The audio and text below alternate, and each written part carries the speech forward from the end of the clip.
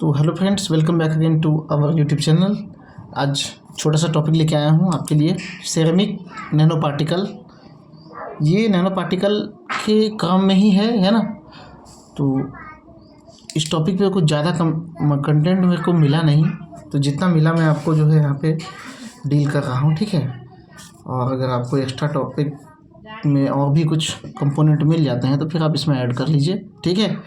और एक चीज़ और, जब चैनल में अब आए हैं, नए हैं, तो फिर सब्सक्राइब कर लीजिए, क्योंकि इस तरह से हैंडमेड नोट्स जो है इस चैनल में उपलब्ध होते हैं, है ना।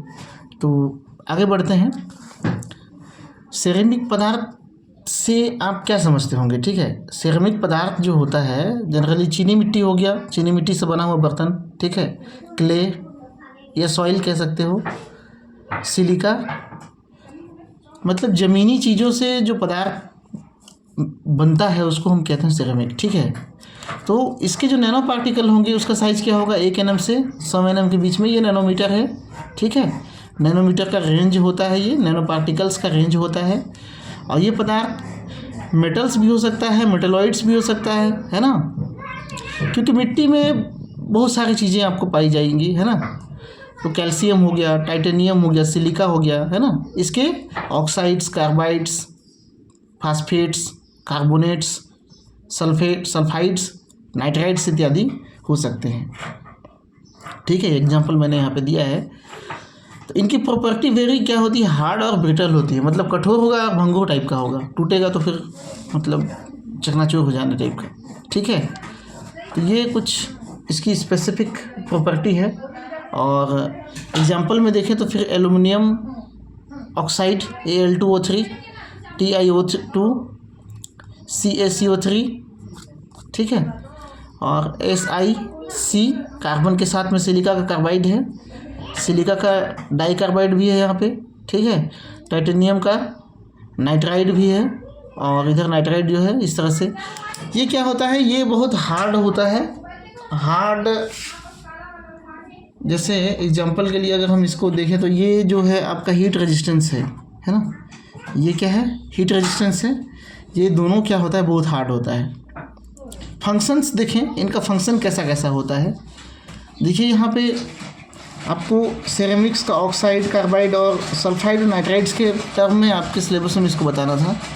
तो ऑक्साइड, कार्बाइड, नाइट्राइड हो गया, सल्फाइड भी हो गया, ठीक है। एग्जाम्पल तो है।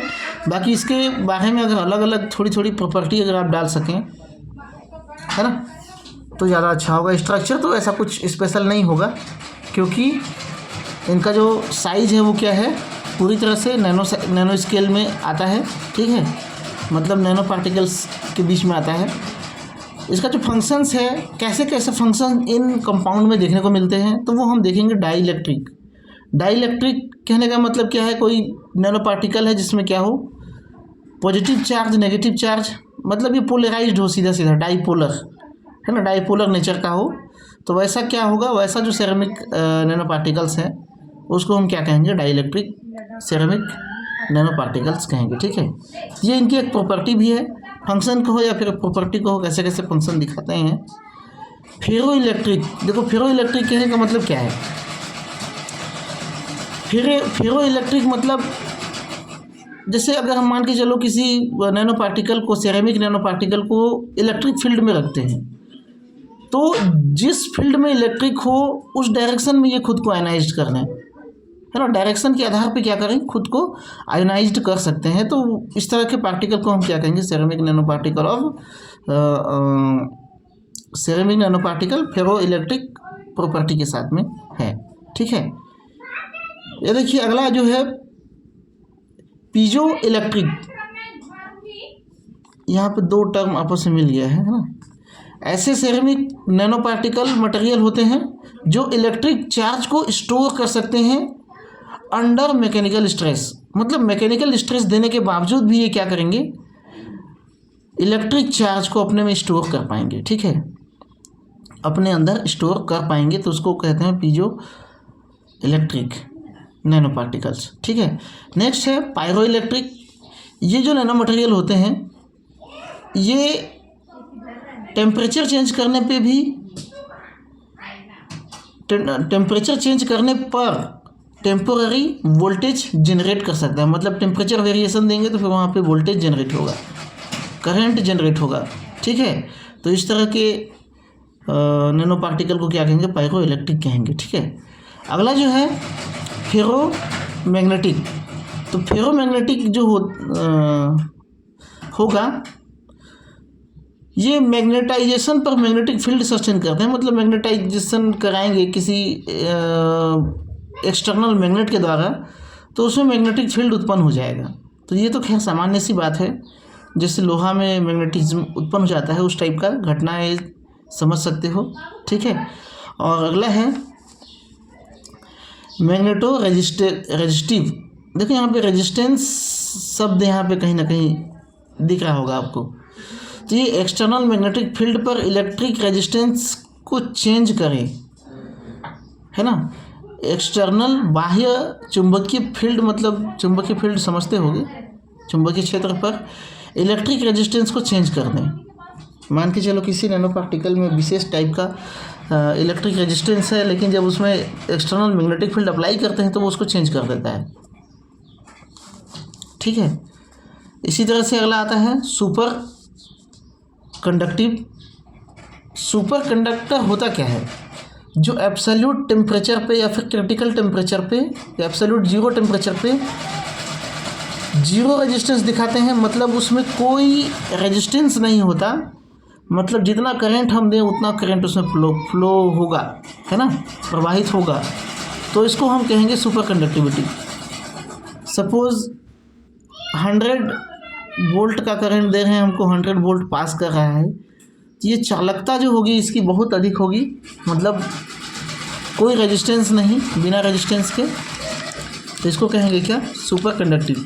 ठीक है, एक आता है अपना लास्ट इलेक्ट्रो ऑप्टिकल।